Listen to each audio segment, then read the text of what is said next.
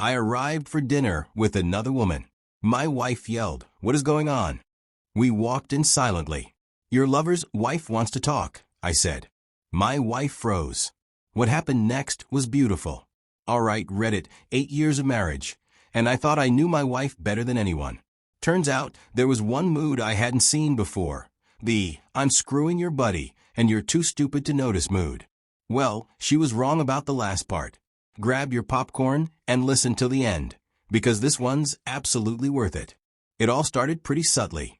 Melissa and I'm 34 male, had been doing couples game nights with our friends Chris and Ariel every other Friday for about 3 years. A little bit about us. I owned a boat repair and sales business. Melissa worked in corporate sales for a big hotel chain. Chris was an insurance broker, and Ariel worked as a logistics coordinator for a shipping company. Pretty standard suburban friendship package, right? But around February, Melissa started doing this thing where she'd get really dressed up for game night. Like, way more effort than she ever put in for date nights with me. We're talking expensive jeans, that perfume she only saves for special occasions, hair done like she's about to do a photo shoot, full makeup, the works. Now don't get me wrong, I wasn't complaining, but it was new for my wife, who usually kept things simple and natural. So, one Friday, I watched her spend 40 minutes doing her makeup. "Are you getting ready for the Oscars or something?" I joked. She didn't even turn around. "I like to look nice. Is that a crime now?" "No, but we're going 2 blocks away to eat chips and throw cards." She finally looked at me through the mirror. "Maybe if you cared about how you looked, I'd put in less effort elsewhere." Silence. I was wearing clean jeans and a shirt. Apparently, I should have shown up in a 3-piece suit. "What the heck do you mean?" I asked. "Nothing, sweetie. Let me finish." She smiled. At Chris and Ariel's place that night, I noticed something else. She laughed way too hard at Chris's jokes, even though they were terrible. I'm talking dad joke at a funeral level bad. "Why don't scientists trust atoms?" Chris asked, grinning. "Because they make up everything." Melissa nearly spit out her drink laughing. Ariel gave her husband that embarrassed look. I just sat there cringing hard. Then I caught it. She touched Chris's arm while she laughed. And Chris's eyes did this little flicker thing, quick glance at her hand, then at me, then back to the table like nothing happened. Ariel was in the kitchen grabbing drinks and missed it. I filed it away in the mental folder labeled weird, to investigate later. The next morning, Melissa was up early. Saturday morning, dressed like she had a business meeting. "Where you headed?" I asked. "Gym. Then some errands." "Which gym?" "The usual." "Why are you interrogating me?" "Because you hate the gym and it's 8 a.m. on a Saturday. You usually don't achieve consciousness until 10. She grabbed her keys with an annoyed huff. "I'm trying to be healthier. Sorry if that bothers you." She was gone for 4 hours. Came back with 1 grocery bag. 4 hours for a single bag containing yogurt and granola. I'm not a detective, but I can do basic math. This wasn't adding up. My brother Danny stopped by the shop on Tuesday. He's 3 years younger than me, but somehow has his life together better. He's a physical therapist, married to a woman who actually likes him. Lives in one of those houses where everything matches. He took one look at me and knew something was off. "How's Melissa?" "Fine." "Why?" "Because you look like someone pissed in your coffee, and you drank it anyway just to prove a point." "Poetic," I said. "She's been weird lately." "Weird how?" I told him about the gym visits, the game night situation, the general vibe that I'd become an NPC in my own marriage. Danny shook his head. "Daniel, I love you, but you're being a dumbass. Check her phone." "I'm not checking her phone. That's psycho behavior. More psycho than pretending everything's fine while your wife's probably getting railed by someone else." He had a point. I hated that he had a point. That night, I tried the direct approach. I sat Melissa down and told her I felt like we were roommates who occasionally made eye contact. "I need to know if something's going on. If you're done with this, just say it." She sighed. "You're being dramatic. I've been busy with work. The Riverside contract is killing me." "The Riverside contract, right? Is that what we're calling it?" Her eyes went cold. What's that supposed to mean? It means you're gone all the time. You're distant when you're here. And you look at me like I'm an obligation you forgot to cancel. She went upstairs. I sat there for another hour thinking. Friday rolled around again. Game night at our place this time. I grilled burgers, made my famous garlic fries. Chris and Ariel showed up at 7. Chris walked in with this energy I can only describe as peacocking. Tight shirt. Hair styled like he just stepped out of salon. Got a haircut today? I asked. He touched his head like he was in a shampoo commercial. Trying something new. Melissa's eyes lit up. It looks amazing. Really brings out your jawline. I nearly dropped the spatula. Since when? Chris's jawline looked like it was built by a committee that couldn't agree on angles. The night got worse. They kept having these little moments. She'd pass him a drink, and their hands would touch too long. He'd make another garbage joke, and she'd laugh like it was Chris Rock's best work. Ariel noticed, too. I could see it in the way she went quiet. Around 10, Melissa went to the bathroom. Chris checked his phone, smirked at something, then got up. Going to grab another drink, he said to no one in particular. He walked right past the kitchen, where the drinks were, and headed toward the hallway where the bathroom was. I looked at Ariel. She looked at me. We both knew. I stood up. Forgot something in the garage. Be right back. Instead, I went to the hallway and stood around the corner. Sure enough, Chris was waiting outside the bathroom door like a freaking creep. Melissa came out, they didn't see me. He whispered something. She smiled, touched his chest. He grabbed her hand, squeezed it, then let go when they heard Ariel laugh at something on her phone in the living room. I walked back to the garage, stood there for a minute, letting my blood pressure do its thing. Then I grabbed a random screwdriver I didn't need and went back inside.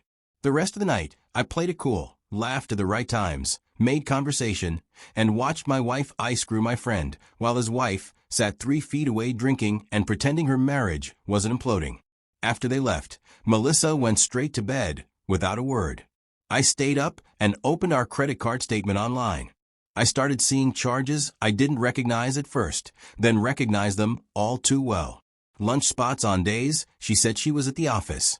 A hotel charge from 2 weeks ago when she told me she was at a hospitality conference in the city. The conference was local. I pulled it up on my phone. Her hotel chain hosted it at their flagship. Property 20 minutes from our house. She charged a hotel room to screw Chris. The rage started building slowly, like pressure in a sealed container. By the time I finished going through 6 months of statements, I knew exactly what I was going to do. I took screenshots of everything on my phone, opened a separate bank account the next morning, and transferred half our joint savings. If this was going where I thought it was going, I wasn't about to get cleaned out. Monday afternoon, I texted Ariel. Coffee this week? Need to talk about something. She replied within a minute. Thursday work, 2 p.m. We met at a place downtown, far from anywhere either of our spouses would randomly show up. Ariel looked tired. She didn't waste time. You know, don't you? Yeah. You? She nodded. Been suspecting for a while. Found a receipt in his pocket last month. Dinner for 2 at that Italian place he claims he hates. Said it was a business dinner. On Valentine's Day. She laughed, no humor in it. March 2nd, week after Valentine's, I got flowers and a card. She apparently got lobster. I slid my phone across the table, showed her the credit card charges, the hotel receipt, screenshots of texts I'd finally managed to see, where Melissa talked to her friend Jenna about seeing him, and how exciting it was. I'd grabbed her phone while she was in the shower that morning. Ariel looked at everything. Her face didn't change. She just absorbed it like she'd been preparing for this moment her whole life. Then she looked up. What do you want to do about it? I asked. I want to burn it down, she said, calm as if she were ordering coffee. But smart. I'm listening. We spent 2 hours planning. Turns out, Ariel's not just a logistics coordinator. She's got a finance background from before having kids. Used to work in auditing. Handles their household accounts. Knows where every dollar goes. And Chris? He'd been sloppy. He's been pulling money from our joint account, she said. Small amounts. Told me it was for client dinners and golf outings. Let me guess, no golf outings? She shook her head. I checked with his regular golf buddies, through their wives. He hasn't played in 2 months. We compared notes. The timeline matched perfectly. The charges lined up. The dates they were both busy, all aligned. There was this one text I showed Ariel. The one I'd screenshotted from Melissa's phone that morning. Melissa to Jenna. Chris's wife is so clueless, LOL. We literally made out in his car outside their house last week while she was inside. Ariel's jaw clenched. That was last Thursday. I was home with a migraine. How do you want to play this? I asked. She thought for a minute, then smiled. Chris's company is having their annual dinner next month. Big fancy thing. All the partners and clients. He's up for a promotion. She leaned forward. Melissa's hotel chain is providing the venue and catering this year, right? Yeah, I said. She mentioned it. Said she had to coordinate it for work. Perfect. Let's give them a night they won't forget. We started coordinating. She'd dig into Chris's finances more. I'd keep tracking Melissa's movements. We'd meet weekly to compare notes and plan. Before we left, Ariel grabbed my hand across the table. Thank you for not making me feel crazy. You're not crazy, I said. Then we walked out separately, like two people who just had a forgettable business meeting. That night, I went home and made dinner. Melissa came home at 8, said she'd worked late. How was work? I asked. Exhausting. The usual. She didn't notice I'd opened a separate account. Didn't notice I'd moved money. She ate, scrolled on her phone, and went to bed. I stayed up late, started making a folder on my laptop, every piece of evidence organized like I was building a legal case. My phone buzzed. Ariel. She'd found a credit card I didn't know about. He's been hiding charges, she wrote. Hotel rooms. Jewelry. Lots of jewelry. She didn't get the jewelry, I replied. I know, she said and attached a photo. It was a screenshot of a credit card statement. 5 different jewelry purchases over 3 months. Total, for grand. The next day, I checked Melissa's jewelry box while she was at work. Nothing new. No recent additions I could identify. I told Ariel. She replied, he's buying gifts for your wife with our money. And I'm supposed to be the oblivious housewife? Cute. This was going to be fun. Ariel and I met every Thursday for coffee. She brought a notebook to our 3rd meeting, opened it up. Chris has been withdrawing cash. Not from our joint account. He opened a new one I wasn't supposed to know about, but I found the statements in his gym bag when I was doing laundry. How much? I asked. 12 grand over 4 months. Jesus. On what? She flipped a page. Hotels. Restaurants. He took her to that resort in Scottsdale for a weekend. Told me it was a work trip. She showed me photos she'd printed from the resort's website. Then Chris's credit card statement. The charges matched. Mid-March weekend. I checked my phone calendar. Melissa told me she was visiting her sister that weekend. Her sister lives 2 hours away in Phoenix. I'd called her sister yesterday. Asked casually if Melissa made it okay that weekend back in March. Ariel watched me. What did the sister say? She said Melissa canceled last minute. Some work emergency. We sat there for a second. Then both started laughing. That kind of laugh you do when everything's so absurd you either crack up or crack in half. We're living in a budget porno, I said. Ariel snorted into her coffee. At least pornos have better dialogue.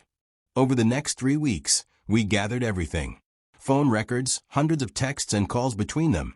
Most deleted from their actual phones, but still on the carrier records. Credit card statements. Hotel receipts. But we still needed visual proof, something undeniable. That's when I decided to take matters into my own hands. The following Wednesday, I called in sick to work. Then I sat in my truck outside Melissa's office building and waited. Sure enough, around 11:30, Melissa walked out. Not alone, Chris was with her. They got into his car together. I followed them from a distance, staying a few cars back like I was in some shitty spy movie. They drove to a hotel about 20 minutes away. I parked across the street in a grocery store lot, pulled out my phone, and started taking pictures. Made sure location services were on, so they'd be time-stamped and geotagged. 2 hours later, I got them coming out, Chris adjusting his collar, Melissa fixing her hair, and checking her reflection in the car window. Got it all. Clear faces. Sent everything to Ariel immediately. She replied, beautiful. I did the same thing last week. Wednesday seems to be their day. We had them dead to rights. The company dinner was 2 weeks away. Chris had been walking around like he'd already gotten the promotion. Melissa kept talking about the event. Ariel and I finalized our plan over Thai food that Thursday. Here's what we do, Ariel said, pulling up the seating chart for the dinner on her phone. I volunteered to help organize it since they needed someone who understood logistics. So, I helped arrange the tables. Chris and I are at table 4 with his boss and the senior partners. You and Melissa are table 6 with her regional manager and the corporate sales team. Perfect, I said. Ariel smiled. I'm going to give a toast. A toast. She nodded. Chris thinks I'm doing the supportive wife thing, talking him up for his promotion. Standard corporate spouse BS. But I'm going to toast to honesty, loyalty, partnership, all while this plays in the background. She showed me her laptop. She'd created a photo slideshow in PowerPoint. Said she told the event organizer it was a tribute to company values. At first glance, it looked like a sweet montage of couples and company success. Stock photos mixed with some real company pictures. But mixed in, subtle at first, then more obvious, were our photos. The ones we'd taken, time-stamped, geotagged, clear as day. That's wild, I said. She closed the laptop. I'm not going down quiet. And neither should you. I raised my cup. To burning it all down. To salted earth, she smiled. The 2 weeks crawled by. Melissa kept up her routine. Chris and Ariel came over for game night one more time, and Chris had the audacity to win at Scrabble and gloat about it. Ariel played her role perfectly. Supportive wife. Meanwhile, she was about to nuke his career from orbit. The night before the dinner, Melissa actually asked me to help her zip up her dress. How do I look? She asked. You look great, I said. She smiled. The first real smile she'd given me in months. Thanks. This event's a big deal for work. Could lead to a promotion if I handle it well. Yeah, I said. I bet. The company dinner was at this downtown hotel ballroom. 200 people, open bar, fancy multi-course meal. I wore my good suit, the one I kept for weddings and funerals. Melissa wore a black dress. We arrived separately. I walked in at 7. Found table 6. Melissa was already there, laughing with her coworkers. She saw me, waved, and went back to her conversation. Chris and Ariel were at table 4. Ariel caught my eye across the room and gave the tiniest nod. Showtime. Dinner started. Speeches happened.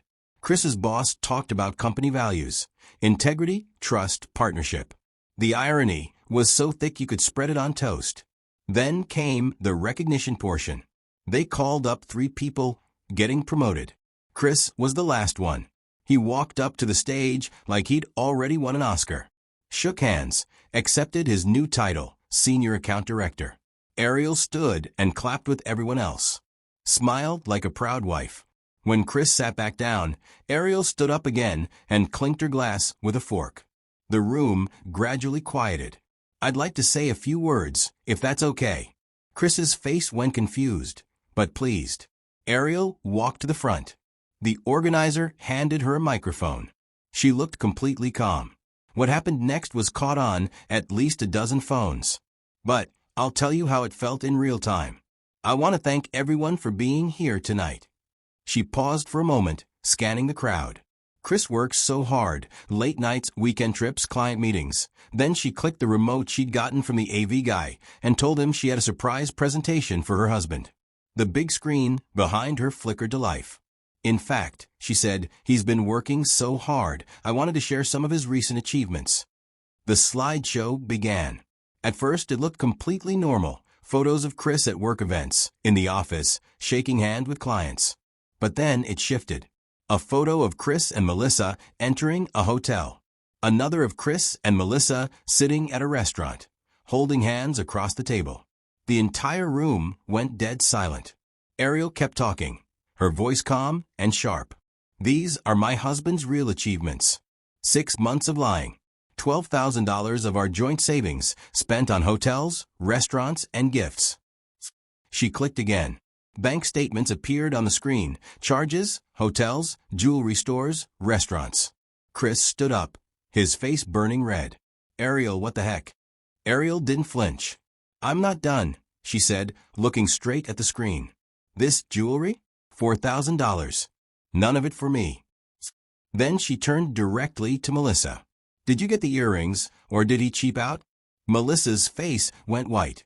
Everyone was staring. Her regional manager, her coworkers, random people from Chris's insurance firm. I stood up and walked to the front. Melissa's been working hard too, I said. I pulled out my phone, connected it to the presentation system, and started showing everything I had. Then came the screenshot. Melissa to Jenna. Chris's wife is so clueless. LOL. We literally made out in his car outside their house last week while she was inside. Ariel walked up next to me. I was inside that night, she said, her voice steady, with a migraine, wondering why my husband was taking 45 minutes to check the mail. The room was dead silent. People were holding their phones up, some recording, some just frozen in disbelief.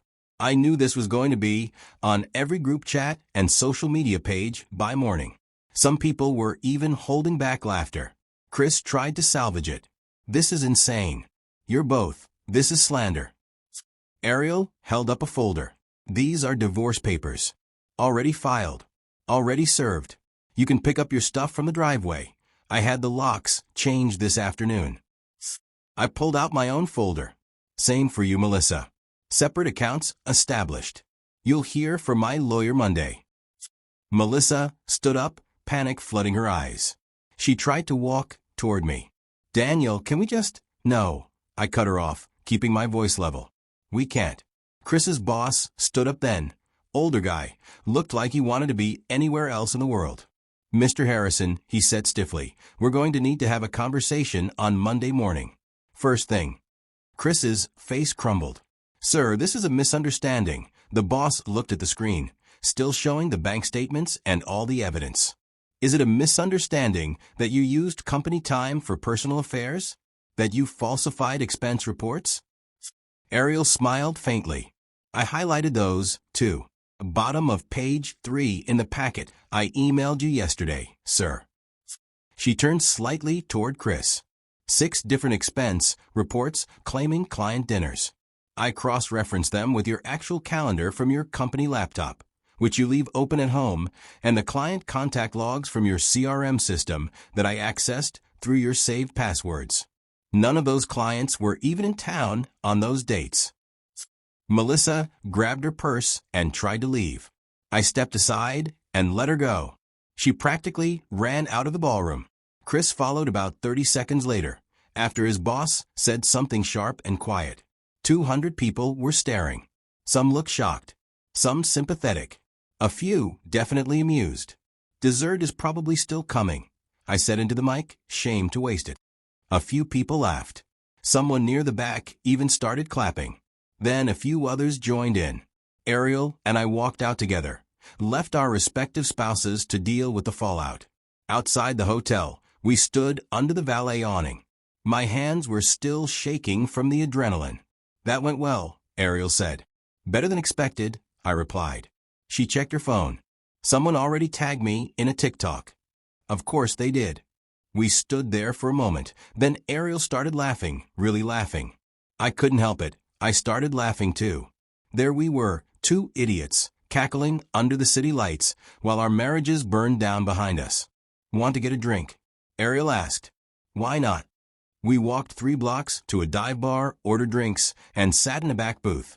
For a while, we didn't talk about the dinner, didn't talk about our exes, just normal stuff. Movies, music. I told her how Danny was trying to convince me to get into cycling, and I said I'd rather eat glass. Around midnight, Ariel's phone buzzed. She checked it, then laughed. Chris is asking where I am, says we need to talk.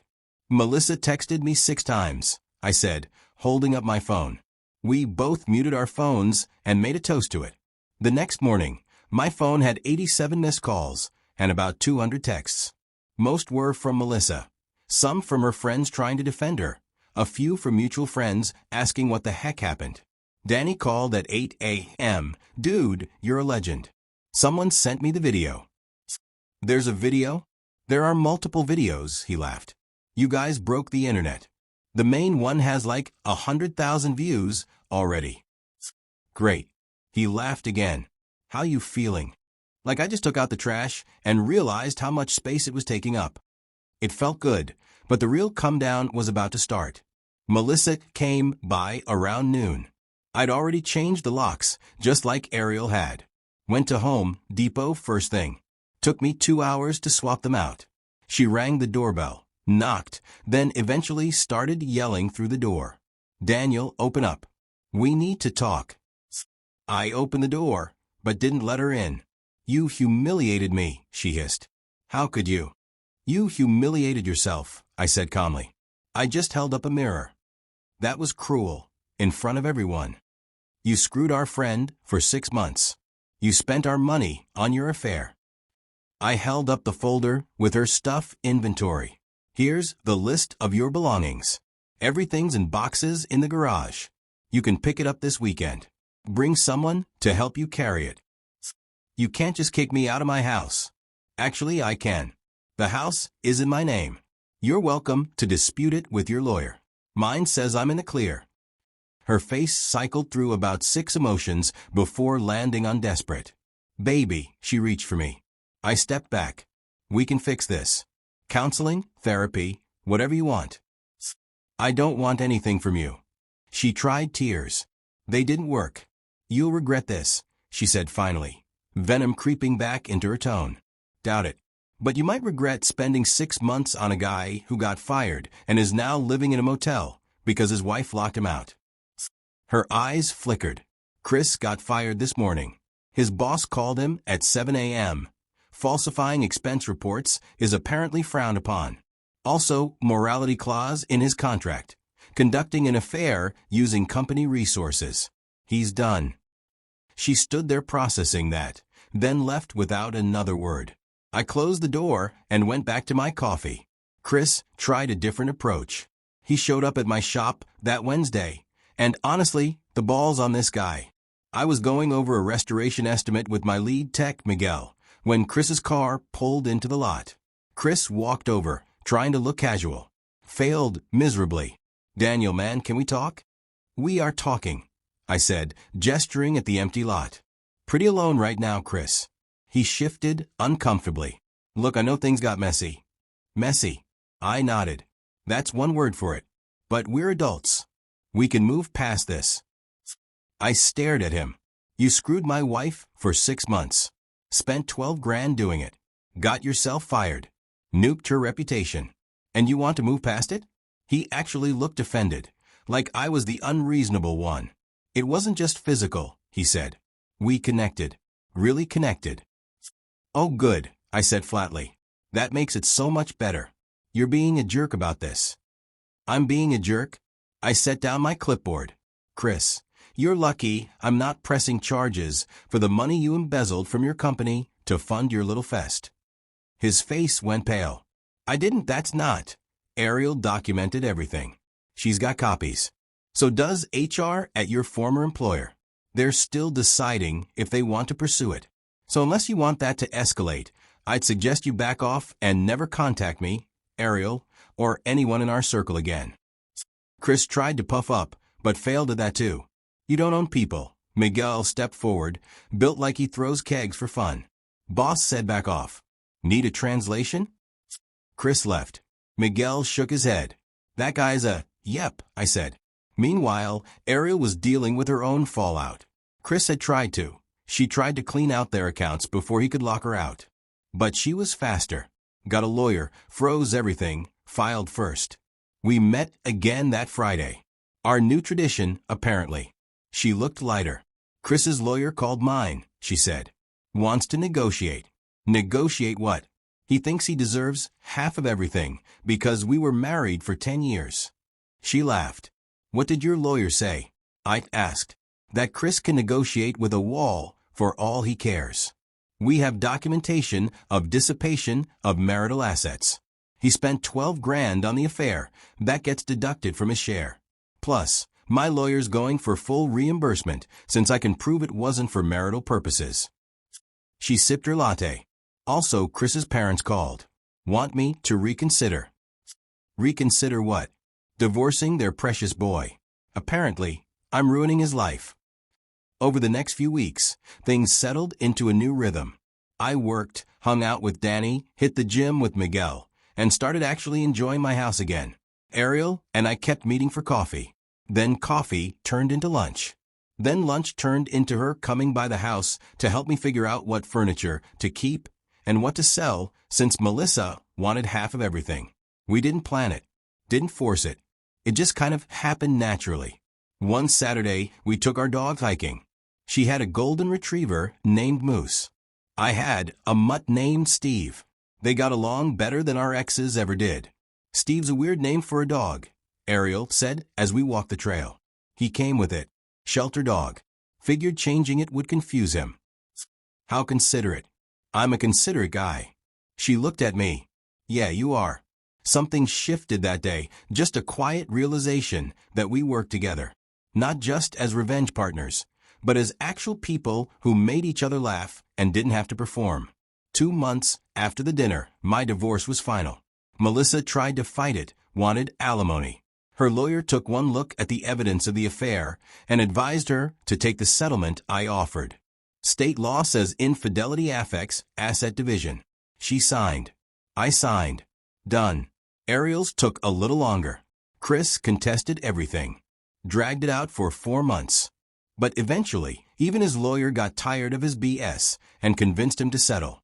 The day Ariel's divorce finalized, we went to that same dive bar where we'd gone after the dinner and celebrated. We clinked glasses. So what now? Now, I shrugged. Whatever we want, she smiled. I liked the sound of that. 6 months after the dinner from hell, life had gotten weirdly good. My business was doing well. Ariel's career bounced back even better. She left her logistics coordinator job and started her own supply chain consulting firm. Started small, did some contract work, built up a client base. Her first major client? Chris's old insurance company. They hired her to overhaul their vendor management system. The irony was so perfect. We'd been dating, officially, for 3 months. Took our time. She was over at my place most weekends now. Our dogs had become inseparable. They'd curl up together on the couch while Ariel and I cooked dinner or watched whatever show we were binging. Danny loved her. The first time I brought her to family dinner, he pulled me aside. If you screw this up, I'm disowning you. Good thing I'm not planning to screw it up. She's too good for you. Shut up, Danny. Miguel loved her too. She'd started coming by the shop with drinks for the crew sometimes. Won them over immediately. Your woman brings quality espresso, Miguel said one morning. She's a keeper. Noted. Also, she laughed at my joke about the cement mixer. She has a good sense of humor. Your jokes are terrible. She laughed anyway. We didn't advertise the relationship much publicly. We weren't doing it for show. But of course, news travels, and eventually it got back to Melissa. I was at Home Depot on a Saturday when I saw her. She was with some guy I didn't recognize, young, probably mid-20s, wearing a graphic tee and ripped jeans like he was auditioning for a boy band reunion tour. She saw me. Daniel. Hey, Melissa. The guy next to her looked confused. This is Connor, she said. My boyfriend. Connor stuck out his hand. I shook it. Felt bad for him, honestly. Kid had no idea. Nice to meet you, Connor. Word of advice. Check the credit cards regularly. Connor laughed nervously. Melissa's face went red. I grabbed my cart. Have a good day. Wait. She stepped forward. I heard you're with Ariel now. Yep, that's. She searched for words fast. You know what I mean? We barely got divorced and you're already what? Happy? I said. Yeah, she's great. And doesn't screw someone else behind my back. Novel concept, right? The guy, Connor, shifted uncomfortably. Maybe we should go, Mel. She ignored him. Her face was hardening. She was about to say something, but I walked away. Left her standing there with boy band Connor. Got home. Ariel was in the kitchen making pancakes. Steve and Moose were laying in a sunbeam, looking like a dog food commercial. We ate, made plans to go hiking later. Normal Saturday. The kind of day that feels good because it's simple and real and not built on lies. 10 months after the dinner, Ariel and I decided to get married. Small ceremony, just family and close friends. Danny was my best man. Miguel offered to help cater it as his gift. We planned to say our vows under an oak tree at a small venue outside town, with both dogs standing between us as witnesses. No public spectacles. We were genuinely happy together and wanted to build something, but the universe wasn't done with its comedy yet. The day arrived, perfect weather. Everyone showed up. The venue looked beautiful. Ariel's sister helped her get ready, while Danny made sure I didn't screw up my tie. We were about 15 minutes from starting when I heard raised voices from the parking lot. What now? Danny said. We walked over, and there she was. Melissa, stumbling across the gravel in heels too high for someone in her condition. Hair a mess, makeup running like she'd been crying. Dress looked like she'd grabbed it off a clearance rack at 3 a.m. She was drunk or high, maybe both. And honestly, I should have expected something like this. You, she pointed at me with a shaking hand, you can't do this. Ariel appeared next to me, looked at Melissa with more pity than anger, then at me. Want me to call the venue security? We'd hired Miguel's cousin, who did bouncing at clubs part-time, to handle any issues. Smart move in retrospect. But before I could signal him, Melissa lurched forward. This is wrong, she was shouting now. Everyone had stopped what they were doing. Guests were staring. Ariel, you stole my husband. Ariel raised an eyebrow. I didn't steal anything. You threw him away, and I picked him up. Melissa's face twisted with anger and tears. You planned this, both of you. You wanted to ruin my life. Danny stepped forward. Melissa, you need to leave now. She tried to push past him, lost her balance, and grabbed the edge of a nearby table to steady herself. The table with some appetizers and, unfortunately, samples of our wedding cake we'd set out for guests to try. Oh shit, Miguel muttered from somewhere behind me. This is where it got beautiful. Melissa regained her footing and lunged toward us again. Danny, bless him, moved on pure instinct. He grabbed the nearest thing, which happened to be a plate with a slice of sample cake, and, in a panic to keep her from getting closer, he basically pushed it toward her defensively. The slice hit Melissa in the chest and slid up to her face, leaving frosting smeared across her neck and chin. She froze, cake dripping, frosting in her hair, icing sliding down her dress. The entire venue went silent. Then Miguel started laughing. That infectious laugh that makes everyone else crack. Within seconds, half the guests were trying not to lose it. Danny looked at his hand, looked at Melissa, then at me. Oops. I couldn't help it. I started laughing too. Ariel buried her face in my shoulder, shaking with laughter. Melissa wiped frosting from her chin.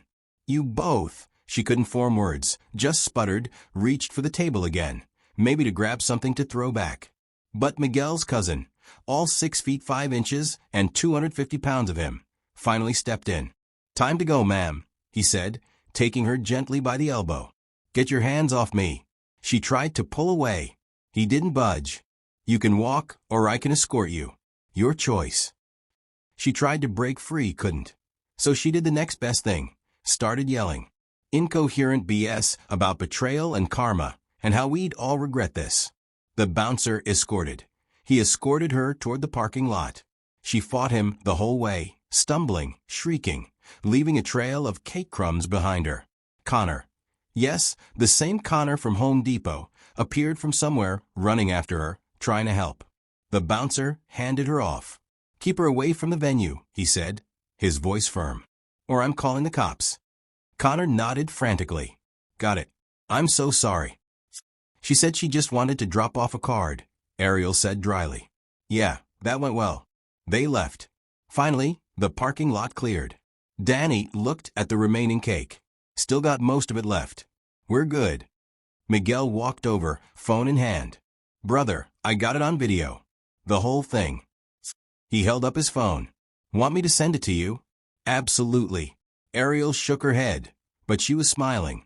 She showed up drunk to ruin our wedding, but failed spectacularly, Danny added, because I have excellent panic reflexes. Ariel started laughing again. I pulled her close. You okay? She looked at me, at the venue full of people who were now talking excitedly, and probably already texting everyone they knew. Yeah, she smiled. Actually, I'm great. That was the most satisfying disaster I've ever witnessed. We cleaned up. The ceremony started 20 minutes late. Nobody cared much. If anything, it broke the ice and gave everyone something to talk about. People were relaxed, laughing. By the time Ariel and I stood under that oak tree, the vibe was perfect. We said our vows, exchanged rings, kissed while everyone cheered, started our marriage the right way. Honest, open, real. With our dogs as witnesses and the memory of Melissa wearing cake frosting as an accessory. For months after the wedding, Ariel got pregnant. When the test came back positive, we both cried. I called Danny. He hooped so loud I had to pull the phone away from my ear. Life kept going, and it was good. Really good. YouTube just dropped this new hype feature. If you're hooked on this story, smash that hype button. It tells YouTube, this video deserves to blow up.